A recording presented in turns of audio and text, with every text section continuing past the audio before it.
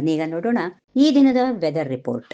ರಾಜ್ಯಾದ್ಯಂತ ಉಷ್ಣಾಂಶ ಏರಿಕೆಯಿಂದ ತತ್ತರಿಸಿದ ಜನತೆಗೆ ಹವಾಮಾನ ಇಲಾಖೆ ಸಿಹಿ ಸುದ್ದಿಯೊಂದು ನೀಡಿದೆ.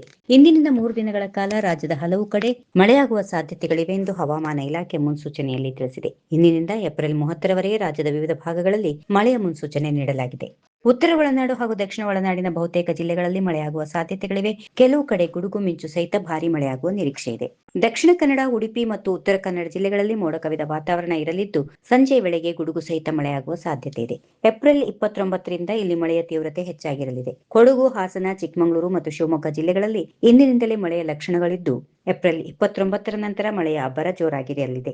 ಬೆಳಗಾವಿ, ಧಾರವಾಡ, ಹಾವೇರಿ ಮತ್ತು ಬಳ್ಳಾರಿ ಜಿಲ್ಲೆಗಳಲ್ಲಿ ಸಂಜೆ ಅಥವಾ ರಾತ್ರಿ ಮಳೆಯ ನಿರೀಕ್ಷೆ ಇದೆ. ದಕ್ಷಿಣ ಒಳನಾಡಿನ ಜಿಲ್ಲೆಗಳಲ್ಲಿ ಸದ್ಯ ಬಿಸಿಲು ಹೆಚ್ಚಾಗಿದ್ರು ಏಪ್ರಿಲ್ 29ರಿಂದ ಇಲ್ಲಿಯೂ ವರ್ಣನ ಸಿಂಚನ ಆರಂಭವಾಗಲಿದೆ.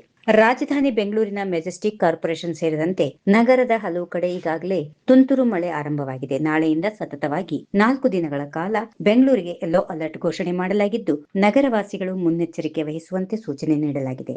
ಈ ವಿಡಿಯೋ ನಿಮಗೆ ಇಷ್ಟವಾದಲ್ಲಿ ಲೈಕ್ ಮಾಡಿ, ಶೇರ್ ಮಾಡಿ, ಸಬ್ಸ್ಕ್ರೈಬ್ ಮಾಡಿ.